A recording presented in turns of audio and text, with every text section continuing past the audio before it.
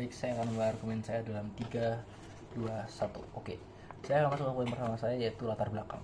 Mosi ini berada di dunia di mana hukum dipandang sebagai kekuatan sah yang bisa mengatur keadilan di suatu negara. Hukum sendiri berfungsi untuk melindungi masyarakat, korban, dan juga pelaku.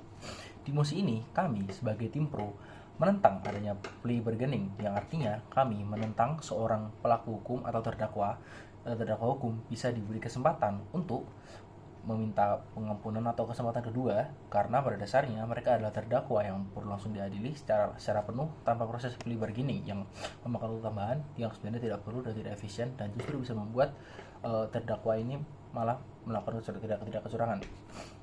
Lalu kita masuk ke poin kedua, yaitu karakterisasi. Di sini ada dua aktor. Yang pertama aktor rentan, yaitu terdakwa.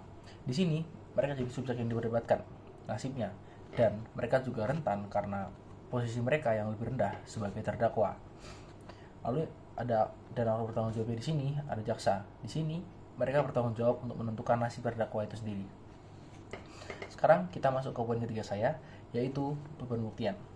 Di sini untuk kami sebagai tim pro, kami harus membuktikan bahwa plea bargaining itu tidak efisien dalam hukum.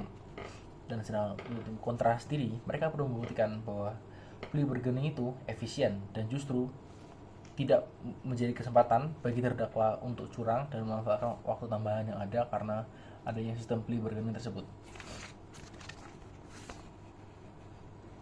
Sekarang kita masuk ke poin keempat saya, yaitu mekanisme. Di sini kami akan membawakan model di mana di dunia kami jaksa akan menentang plea bargaining dan dijalankan secara wajib, dan ini akan dijalankan secara wajib sebagai aturan dalam pengadilan dan diterapkan secara langsung agar efisien, dan dengan batas disclaimer bahwa dalam aturan yang akan diterapkan ini terdakwa akan langsung menjalani proses peradilan dan diadili secara langsung. Dalam artian bukti dan saksi segera dicari agar hukumnya adil dan mengurangi kemungkinan terdakwa melakukan kecurangan, terutama selama durasi plea bargaining tersebut. Sekarang kita masuk ke poin kelima saya, yaitu preemptif. Di sini lawan mungkin akan mengatakan bahwa plea bargaining ini baik karena di sini terdakwa diberi kesempatan untuk berkontemplasi dan berefleksi untuk menjadi pribadi yang lebih baik dan akhirnya mengakui hukumnya secara jujur. Tapi ini justru salah karena pertama, negasinya pada dasarnya hukum harus dilakukan dengan efisien dan cepat agar terdakwa bisa segera dapat keadilan. Sekarang kita lanjut ke poin ke-6 saya, yaitu argumentasi yang berisi 4 poin. Judul dari argumen saya adalah inefisiensi plea bargaining. Kita masuk ke poin pertama, yaitu masalahnya. Di sini masalahnya plea bargaining justru bisa dimanfaatkan oleh terdakwa untuk mendapat sarana seperti menyogok dan hal ilegal lainnya, dan akhirnya memberi terdakwa itu sendiri kesempatan lebih saat dia tidak mengaku bersalah dan menjalani sidang penuh. Ini buruk karena tidak sesuai dengan tujuan hukum, yaitu memberi keadilan bagi pelaku. Dan di sini pelaku jadi melakukan tindakan tidak adil dan pada akhirnya hukumnya tidak berjalan sesuai dengan tujuannya sendiri. Lalu kita masuk ke alasan pembuktian.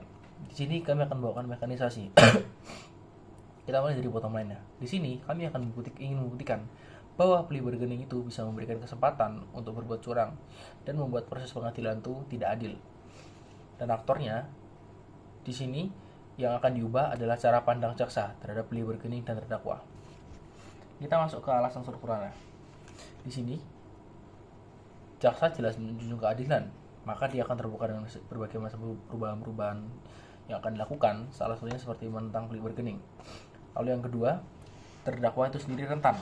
Pada akhirnya dia harus menuruti apa sistem yang tersedia di depannya dan menjalaninya sesuai dengan sistem yang ada dalam negara tersebut. Lalu kita masuk ke perubahan yang akan terjadi.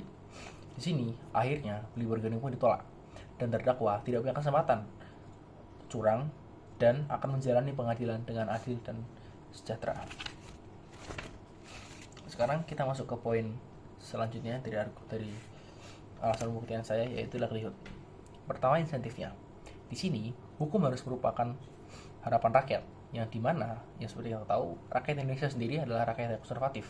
Jelas mereka ingin hukumnya membuat pelaku segera diadili, yang mana bertentangan dengan tujuan dari plea bargaining itu sendiri, yang dimana plea bargaining bertujuan untuk memberikan terdakwa itu waktu untuk mengaku dan akhirnya menjalani peradilan sesuai dengan hukum yang ada. Dan ini gak sesuai dengan apa yang diinginkan orang Indonesia, karena mereka ingin terdakwa itu segera dihukum segera mungkin. Dan kalau kita masuk kapasitasnya, ya hukum itu sendiri adalah sesuatu yang superior.